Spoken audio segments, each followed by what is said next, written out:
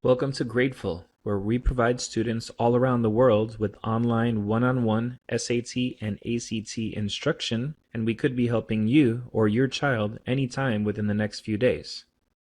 Right now, we're going through College Board's Practice Test 7, Section 3, and we're going to talk about some of the most effective ways to answer the questions. The best way to make use of this is to find the actual test on the College Board or Khan Academy website, try the questions on your own, and then refer back to this video for the most effective ways to answer each of the questions. Let's go ahead and get started.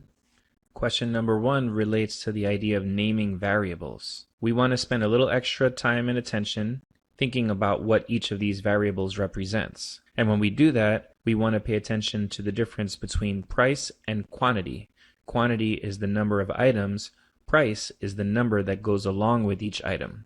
So are X and Y here the price or the quantity? The question says that X is the number of minutes that Maria spends running, and Y is the number of minutes that Maria spends biking. So now that we've taken an extra second to just look over the variables and understand what they mean, it's easy to now see that X and Y are both the number of minutes spent doing various things. So X is the number of minutes spent doing one thing, Y is the number of minutes spent doing the other thing. So that means for us that 75 is the total number of minutes spent doing both of the things, running and biking. And that takes us to answer choice C. Question 2 is asking us about some basic algebraic simplification. So first we can start by distributing 3 parentheses x plus 5. 3 times x is 3x, and 3 times 5 is 15, and the negative 6 stays there. Now we can combine like terms, and the 15 and the negative 6 become 9, and so the answer is going to be C, 3x plus 9.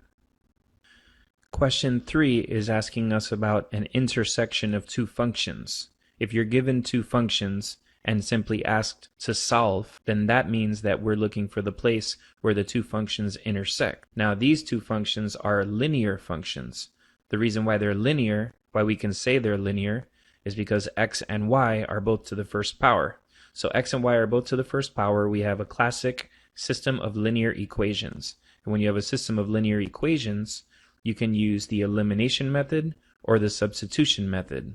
The elimination method is what you're going to want to use when the x's, the y's, and the numbers, as well as the equal signs, all line up. The substitution method is what you're going to want to use when it's easier to get x and y, either one of them, by themselves. In some situations, both of those are the case, and you can use your best judgment.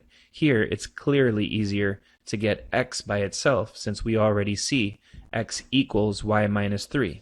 So let's go ahead and say that if x is y minus 3, then let's go into the other equation, and wherever we see x, we can replace it with y minus 3. Now we can simplify by multiplying by 2. Now you're always rewarded on the SAT for multiplying to get rid of unwanted denominators.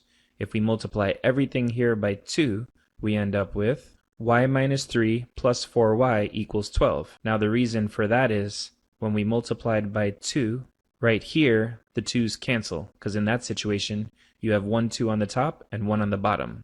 Right here, 2 times 2y became 4y, and right here, 2 times 6 became 12. But notice how easily that got rid of our denominators. Now we can just combine like terms, because y and 4y easily became 5y. Now we can just add 3 to both sides of the equation, and finally we can just divide both sides by 5. And so the answer involves y being equal to 3. When we look through the answer choices, only one of the answer choices has a y value of 3, so we already know the answer is going to be B. For question number 4, we end up in a lot of situations where we need to just treat I like a regular variable, like an x. So let's start with that, and if we need to know anything special about I as we proceed, we can deal with that when we get to it. First off, the negative sign between the two sets of parentheses, we want to think of that as a -1, because then it makes it more obvious what we have to do with it. So we have this -1 in the middle, and that kind of demonstrates to us that we need to be distributing it into the other two terms that are next to it. So negative 1 times 9i squared is negative 9i squared. Negative 1 times negative 6i is positive 6i. And we'll bring down the 5 and the 12i. Right here we have some like terms, the 12i and the 6i. And so we can combine the 12i and the 6i into 18i. Next, we can actually remind ourselves that I squared is the same as negative 1. So let's replace that I squared with negative 1. And once we do that, negative 9 times negative 1 is positive 9. And now we're in a situation where we have these like terms. And 5 and 9 add up to 14. So that leaves us with 14 plus 18i. And the answer to 4 is going to be D. Now at its most basic level, question 5 is quizzing us on whether we understand the f of x notation, which is to say if there's a negative 1 in those parentheses there, that means we need to plug in negative 1 as x. So here we've replaced every x with negative 1. And now we can just start simplifying with that.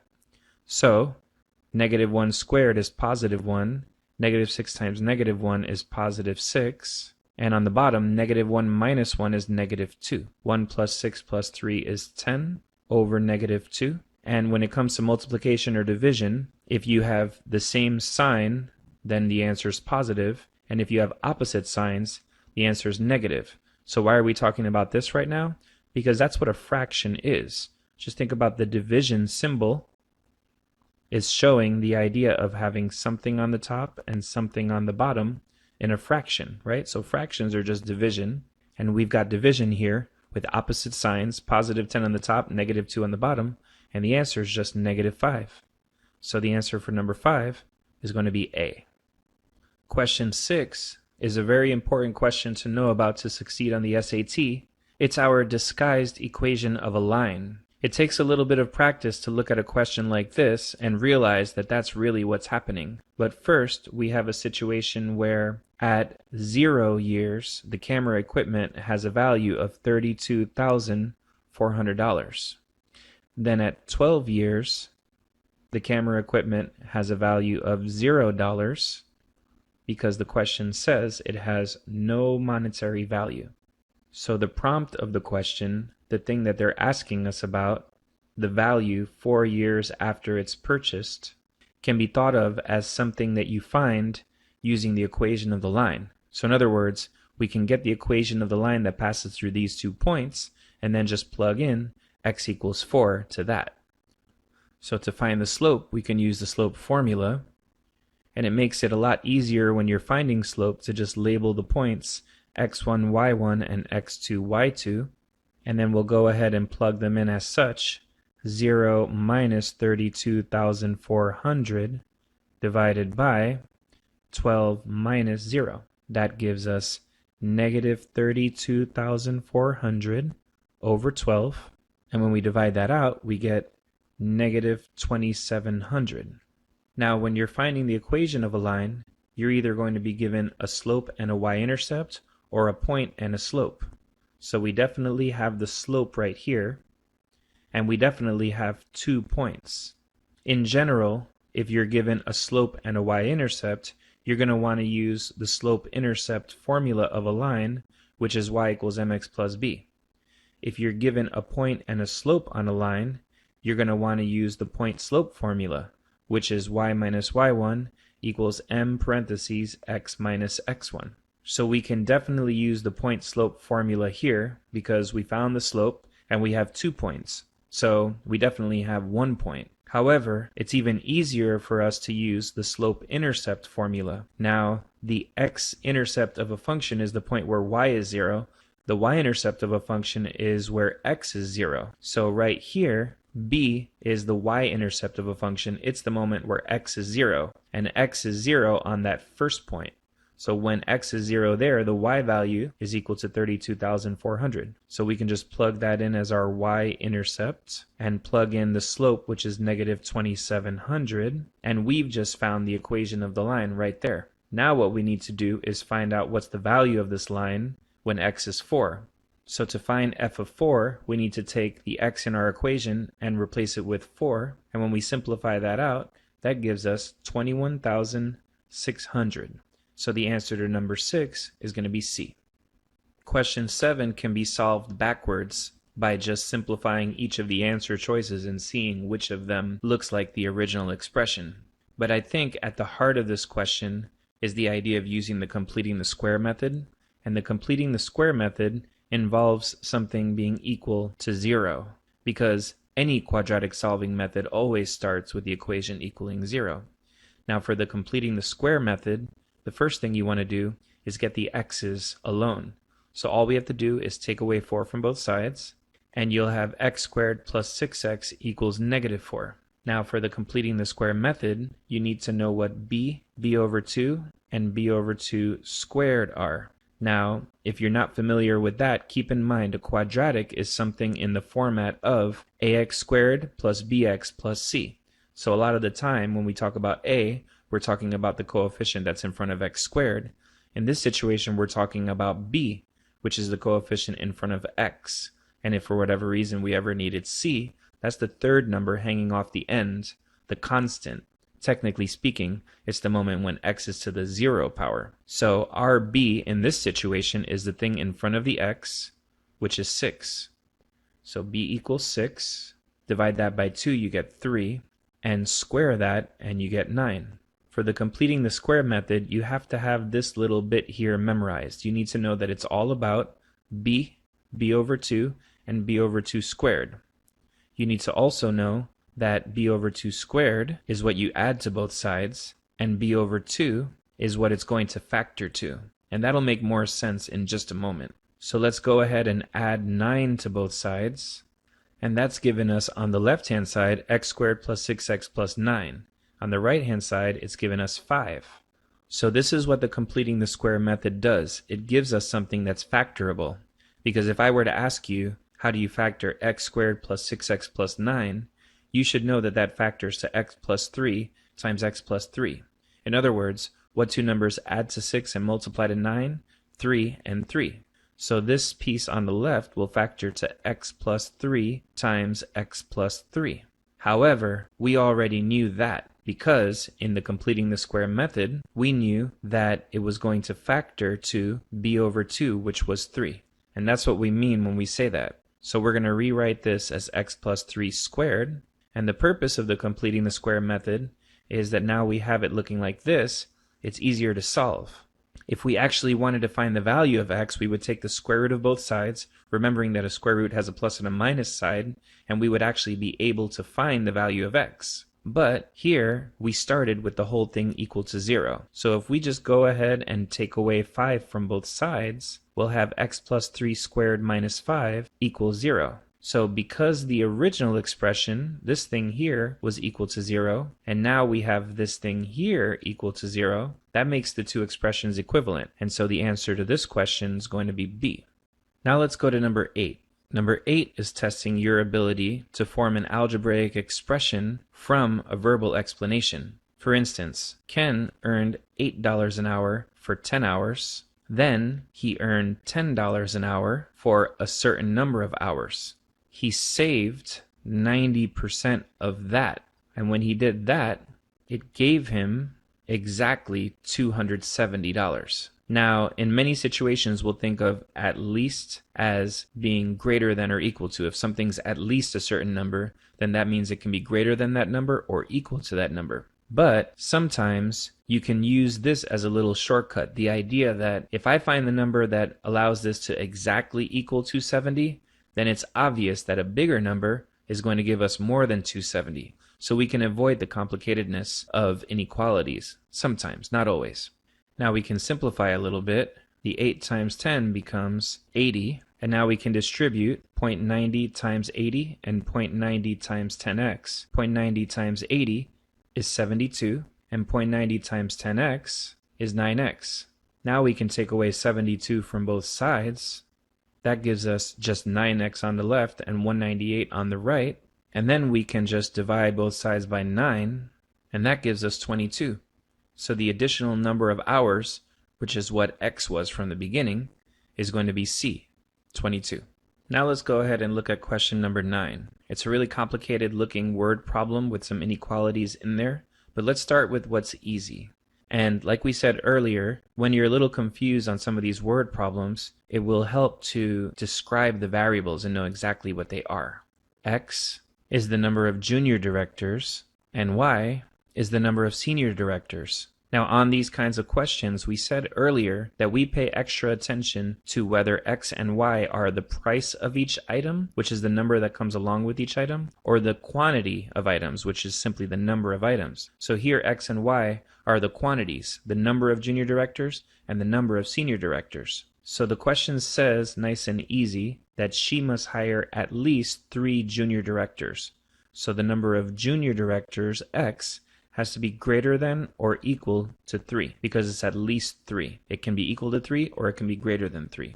It also says quite easily that she must hire at least 1 senior director, and at least is greater than or equal to, so that's Y is greater than or equal to 1. So right now, based on these two really easy details, we can get rid of choice C because it's got the less than inequalities, and choice D for the same reason.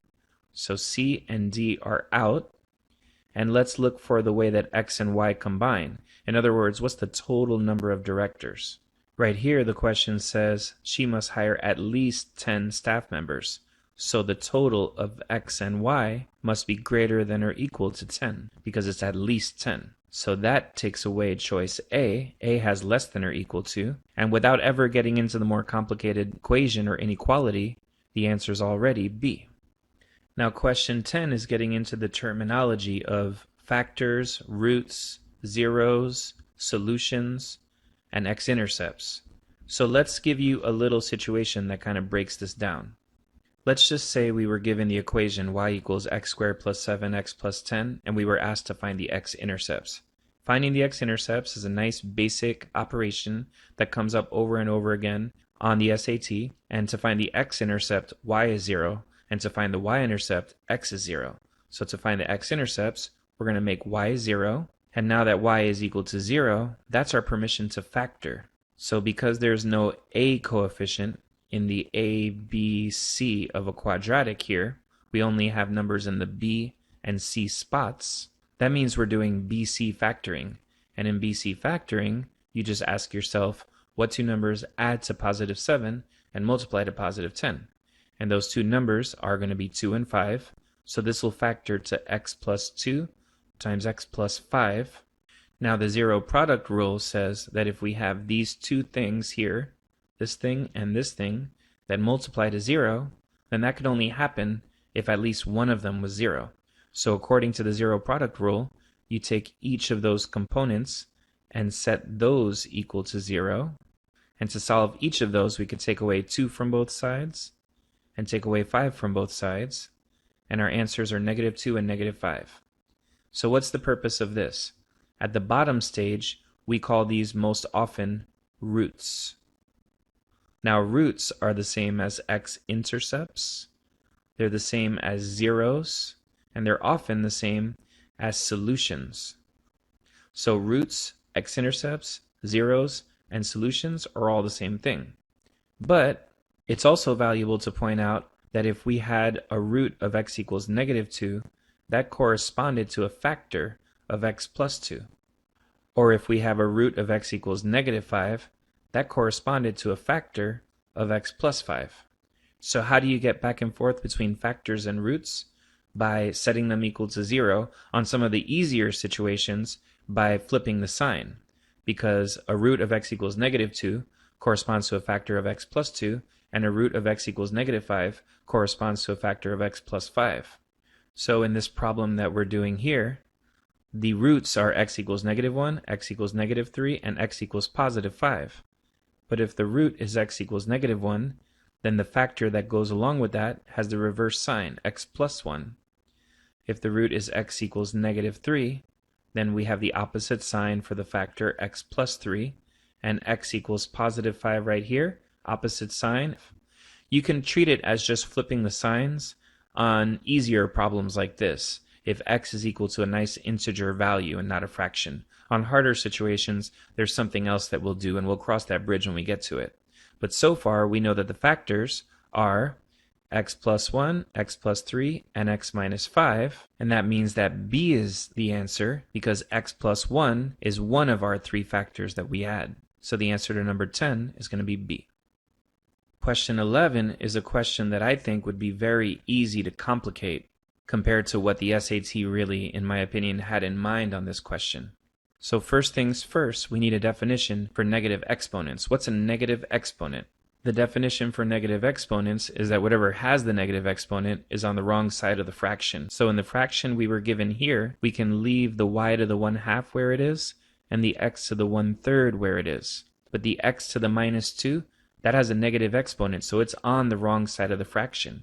It needs to be moved to the bottom of the fraction, and the exponent can now be made positive. The y to the -1 is on the bottom of the fraction, so we can flip it and move it to the top of the fraction, and it becomes y to the +1. So that's all we need to do to get rid of the hardest part of this problem, which is the negative exponents.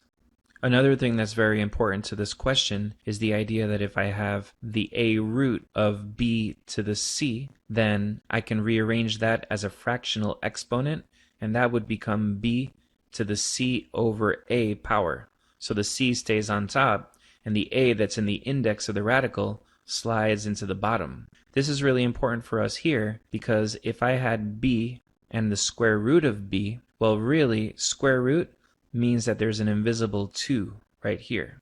And having b to no power means that b is really to the first power. When something's to the first power, we don't write anything at all. So simplifying this means that we'll have b to the 1/2 power. So just to repeat that, the square root of something is the same as that thing to the 1/2 power. Similarly, the cube root of something is the same as that thing to the 1/3 power. So getting back to our question, y to the 1/2 power becomes square root of y.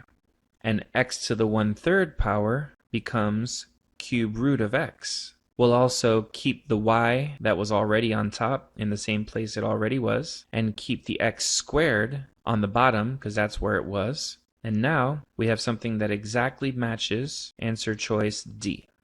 So now going over to question 12, at its heart, question 12 is asking us for the x-coordinate of the vertex. So how do you find the vertex of a quadratic, of a parabola? Well, there are two ways. If it's in an ABC format, then the x value of the vertex can be found using the formula that it's equal to -b over 2a from the a, b, and c of the quadratic. If it's in a factored format, then the x value of the vertex is simply going to be the average of the two zeros or roots or x-intercepts. So in question 12, we have it in a factored format already. So we know that if we wanted to find the x-intercepts, that means that y is 0. And now that allows us to use the zero product rule where we can take each of those two pieces and set them equal to 0. And solving each piece individually, x equals -3 and x equals -1. So the two zeros in this situation are x equals -3 and -1, and we're looking for the average of the zeros. So we can just add up -3 and -1 and divide by 2. So we get -4 over 2, and that simplifies to -2. And so the x value of the vertex is -2. Which of these intervals contains -2? That's going to be choice B, because choice B basically says that we've got +1 right here, and we've got -3 right here, and our answer is somewhere in between, and -2 is indeed one of the numbers in between +1 and -3. For number 13, the hint is that all of the answers look like the results of division, because when you divide, you end up with a remainder, and that remainder gets shown as a fraction over the thing you're dividing by. So that's our hint. When we see this format, like x minus 5 minus a fraction, or x plus 1 plus a fraction or minus a fraction, these tell us that the question is probably expecting us to do division. If you haven't done synthetic division before with a nice binomial like x minus 3 or something easy like that, remember that x minus 3 is in a factored form, and as we've done on a couple of the questions in this section already, To get back and forth between the factor and the root, you basically flip the sign. So when you do synthetic division, in the box, you want the root, which in this situation would be positive 3, x equals 3, if the factor is x minus 3. And then you take the coefficients for each of the terms. So we have 1x squared minus 2x minus 5. Then you bring down the first coefficient, and from there it's multiply, add, multiply, add. So 1 multiplied by 3 is 3. Now we're adding straight down. Negative 2 plus 3 is 1. Now it's multiply again. 1 multiplied by 3 again is 3. And now we're adding straight down. Negative 5 plus 3 is negative 2. Now when you get your answers for synthetic division, you need to know that the very last number is the remainder. The next number is the constant, the number that doesn't have an x. The next number in this direction is the x, and if anything followed, they would be x squared, x third, and so on. So here we have 1x plus 1 with a remainder of negative 2. And as we said earlier, a way to show the remainder is it's a fraction over the thing that we were dividing by, which was x minus 3. So the answer is x plus 1 minus 2 over x minus 3, and that matches choice D. Question 14 looks like a complicated word problem, but the way to get through this is to find the statement that serves as the backbone of the whole question, which is the idea that the sum of the perimeter of the base of the box and the height of the box cannot exceed 130 inches. So the perimeter of the base plus the height cannot exceed. That's less than or equal to, because that means it can be less than and it can be equal to. It just cannot exceed 130. So now let's talk about the base. The question tells us that the base is a rectangle and the length is 2.5 times the width. Well, if the width is x and the length is 2.5 times that, then the length is 2.5x. And if it's a rectangle, that means that the opposite sides are equal to each other. So to find the perimeter, we would do x plus 2.5x plus x plus 2.5x. We would just add up the four sides, and that adds up to 7x. So that's the perimeter of the base of the box, 7x, and the height was told to us that it was just 60. And now we have a nice situation where we can just solve the inequality for x.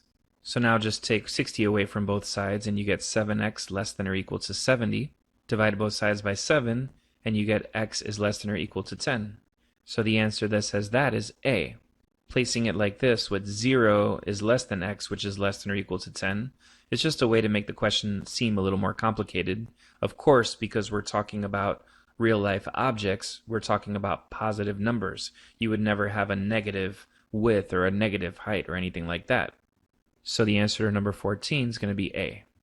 Question 15 really is a question about following directions, because when we go from the initial statement in green here to the next statement right here in blue, now we have 1/3 outside of the parentheses.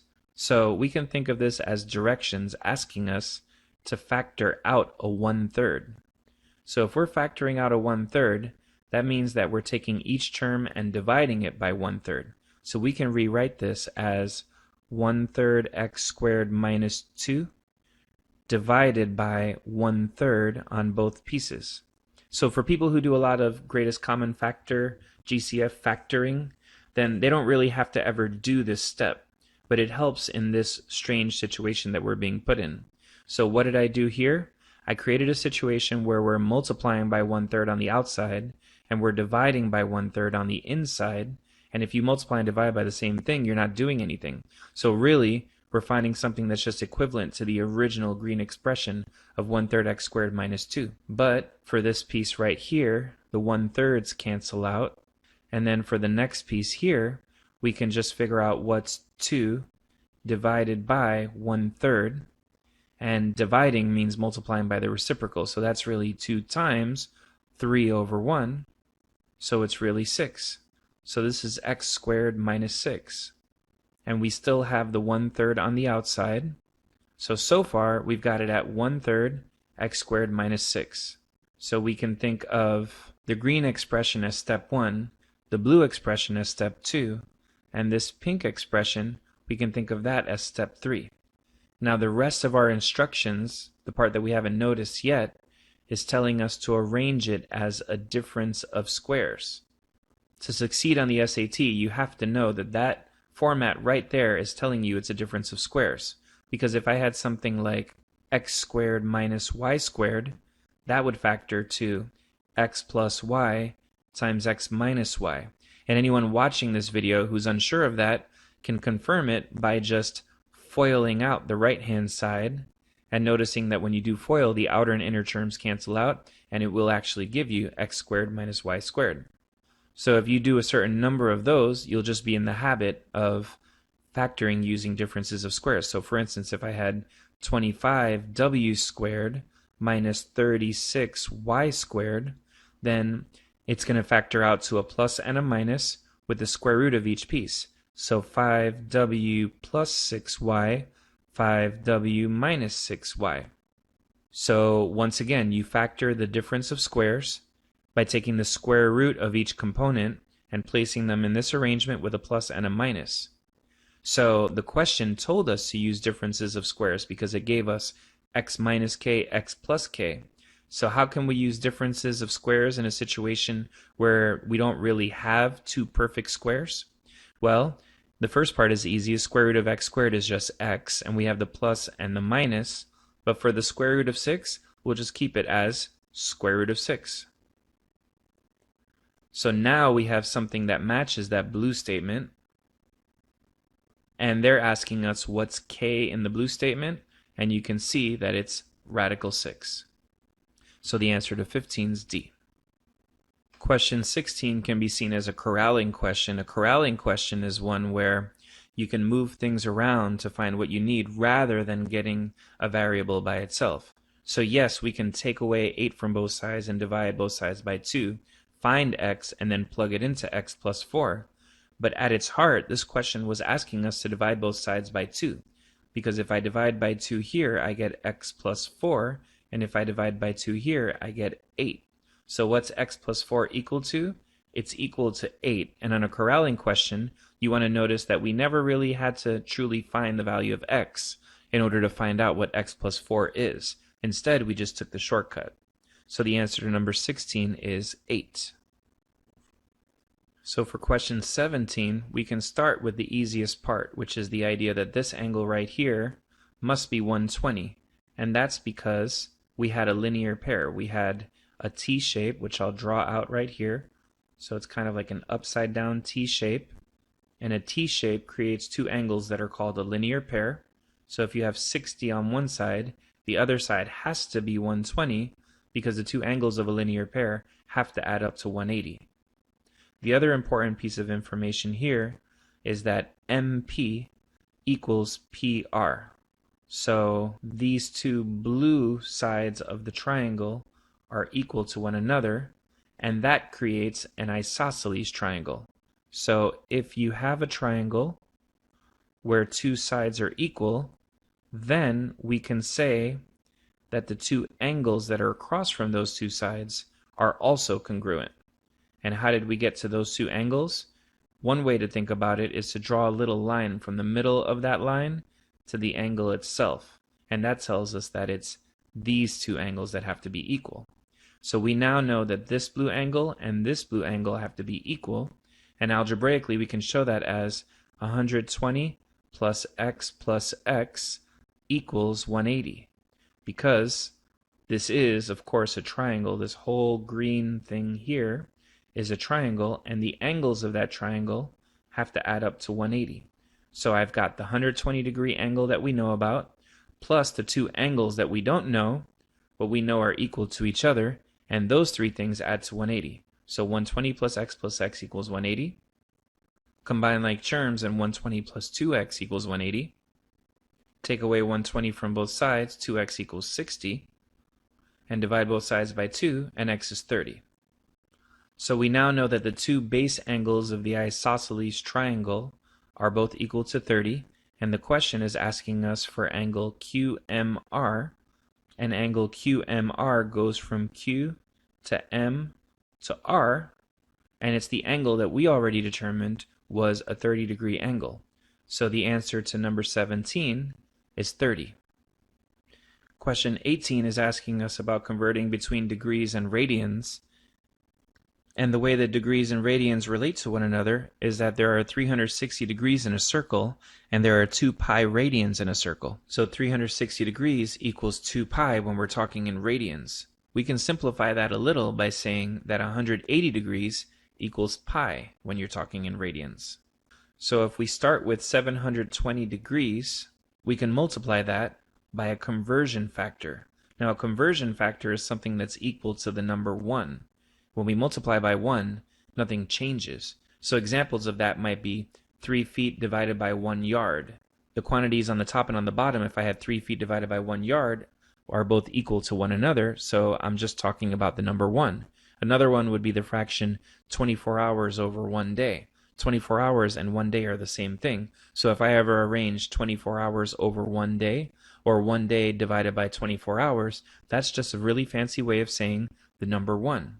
But when we said 720 degrees, any number is really a fraction. So this green piece is really a fraction with 720 on the top and 1 on the bottom. Anything's really itself over 1. So we've got degrees on the top. When we use our conversion factor, that means that degrees need to go on the bottom. And so pi radians is the same as 180 degrees. Now that we've arranged it this way, the degrees cancel with each other, so the unit can cancel just like a number or just like a variable, and that leaves us with the only unit left standing, which is radians. And now we can just divide it out. We've got 720 and pi on the top and 180 on the bottom, and 720 divided by 180 is 4, so the answer is 4 pi radians. So we have a pi in the question, and we found that it was 4 pi, which means that the letter A in the beginning is equal to 4. Question 19 is just about finding the equation of a line. Because we're given these 2 points, we can find the slope very easily. And when you're finding the equation of a line, if you're given a slope and an intercept, you use the slope-intercept formula. And if you're given a point and a slope, you use the point-slope formula. Well, were we given a y-intercept here? The y-intercept is the place where x is 0.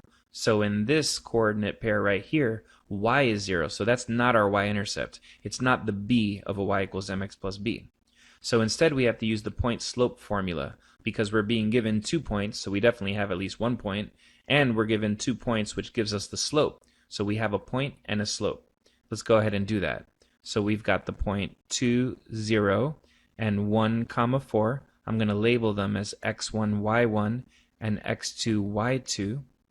So the slope formula is y2 minus y1 over x2 minus x1. And let's go ahead and plug that in. 4 minus 0 over 1 minus 2. So that gives you 4 on the top and negative 1 on the bottom. And it's just simply negative 4. So the slope is negative 4. And now we can plug into the point slope formula where we have m, x1, and y1 can be either of the 2 points, but we'll pick the easier one. So y minus 0 equals negative 4, x minus 2. The minus 0 can disappear, and we can distribute the negative 4. Negative 4 times x is negative 4x. Negative 4 times negative 2 is positive 8.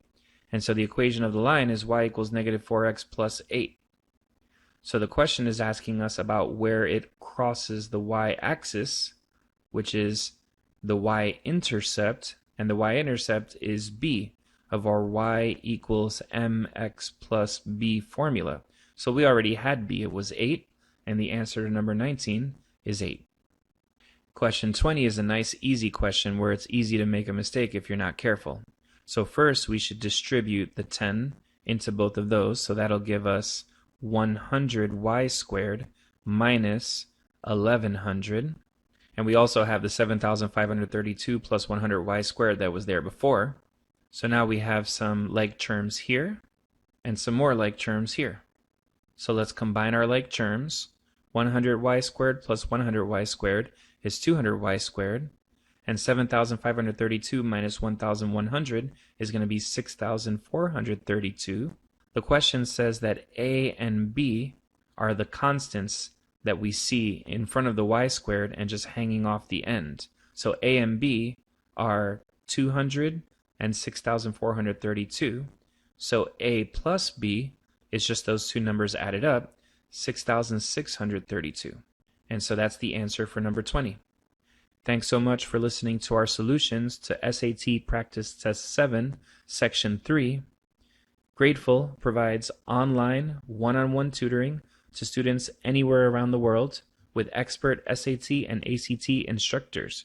We'd love to help you pursue your college dreams as soon as any time in the next few days. If you're interested, reach out and let us know. We'll be more than happy to help you. Have a great day.